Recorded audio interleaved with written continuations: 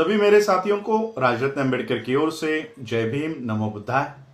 जैसे कि मैंने 2 दिन पहले एक वीडियो रिलीज किया था जिसमें मैंने कहा था कि साकेत में यानी अयोध्या में से जो बौद्ध अवशेष मिल रहे हैं उसका जतन करने के लिए हमने वो जो खुदाई वहां पे चल रही है, समतलीकरण का जो काम चल रहा है, उसके ऊपर रोक लगाने के लिए हमने एक पिटीशन तैयार की है। वो हम सुप्रीम कोर्ट में डालने जा रहे हैं। ये एक वीडियो से मैंने आप लोगों को जानकारी मांगी थी कि मुझे अभी के 21 मई 2020 को जो अवशेष मिल रहे हैं उसके कुछ फोटोज या वीडियोस हो तो वो मुझे मेल करे।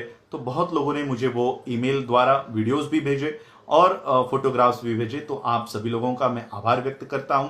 और अब वो फोटोज की जानकारी वो हम पिटीशन में लिखने का काम कर रहे हैं कि वो फोटोज, उसकी जानकारी क्या है, उसका डिस्क्रिप्शन क्या है, इतिहास क्या है और बौद्ध धर्म में उसका महत्व क्या है, ये पूरा सुप्रीम कोर्ट में हम वहां पर रख रहे हैं। हमारी मांगे, मैंने वही बताया था कि हमारी मांगे है कि ये जो एक्सकेवेशन में मिल रही, समतलीकरण में मिल रही बौद्ध अवशेष जो है, इसका जतन किया जाए, इसका अच्छी तरह से प्रोक्योरमेंट किया जाए। वर्ल्ड हेरिटेज, यूनेस्को के वर्ल्ड हेरिटेज डिपार्टमेंट में इसका इंटरफेरेंस हो और उनके अंडर, उनके निगरानी में ये एक्सकेवेशन हो, समतलीकरण का काम चले। बुद्धिस्ट सोसाइटी ऑफ इंडिया के निगरानी में ये काम हो। यूएससीआरएफ का भी हमने इंटरफेरेंस इसमें मांगा है।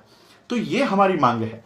कई सारे ब्राह्मण्स या हिंदूज मेरे ईमेल पर थ्रेड ईमेल्स मुझे भेज रहे हैं। मेरा जो फोन नंबर मेरे फेसबुक पे है वो उसके ऊपर कॉल करके धमकियां दे रहे हैं। मैं पहले ये ब्राह्मणों को और हिंदू भाइयों को मैं ये कहना चाहता हूं, हमारी मांग कहीं पर भी ये नहीं है कि हम आपके राम मंदिर को उसके काम को रोकना चाहते हैं। वो तो सुप्रीम कोर्ट के ऑर्डर है, हम तो सुप्रीम कोर्ट के खिलाफ नहीं जा सकते। सुप्रीम कोर्ट ने ऑलरेडी ऑर्डर देकर वो काम आप लोगों को आपके हक में वो निर्णय दिया है। हम उसके खिलाफ नहीं है, हम उसके खिलाफ नहीं है। हमारा कहना यही है कि यहां से इस समतलीकरण के काम से जो बौद्ध अवशेष मिल रहे हैं उसका ठीक तरह से उसका प्रोक्योरमेंट हो, उसका ठीक तरह से उसको जतन किया जाए, रखा जाए, ये हमारी मांग है।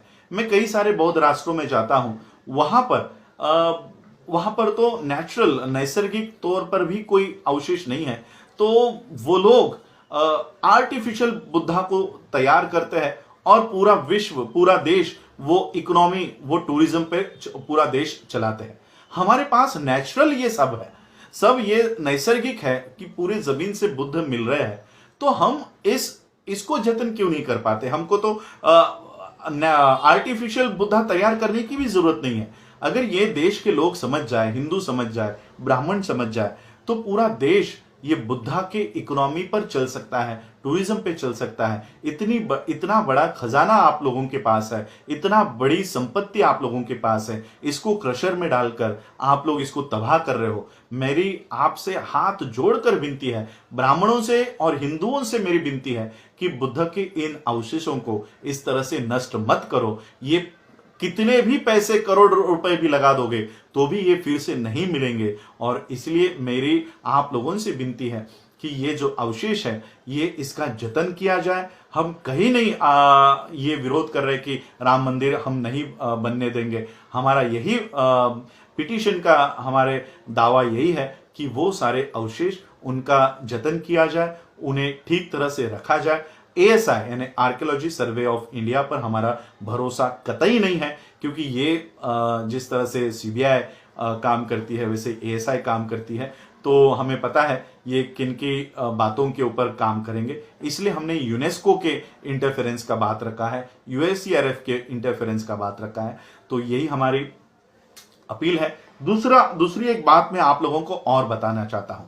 जैसे ही हमने ये पिटीशन डालने की बात कही, अब ये पिटीशन 1-2 दिन में बनकर डल जाएगी। ऑनलाइन ही ये सारा काम चल रहा है क्योंकि लॉकडाउन है। तो अब बुद्धिस्ट सोसाइटी ऑफ इंडिया के और एक गुट से ये मैसेज आया है कि वो पिटीशन बना रहे हैं और वो पिटीशन डालने का काम कर रहे हैं। और इनके अध्यक्ष है डॉक्टर पीजी ज्योतिकर। अब ये पीजी ज्योतिकर के बारे में मैंने बहुत लोगों को पहले ही आगाह कर रखा हुआ है। मैं अब ये फिर से आगाह करना चाहता हूं कि ये लोग फिर से एक पिटीशन बनाएंगे और फिर वो सुप्रीम कोर्ट में डालेंगे और फिर इस केस को कमजोर करने का काम करेंगे।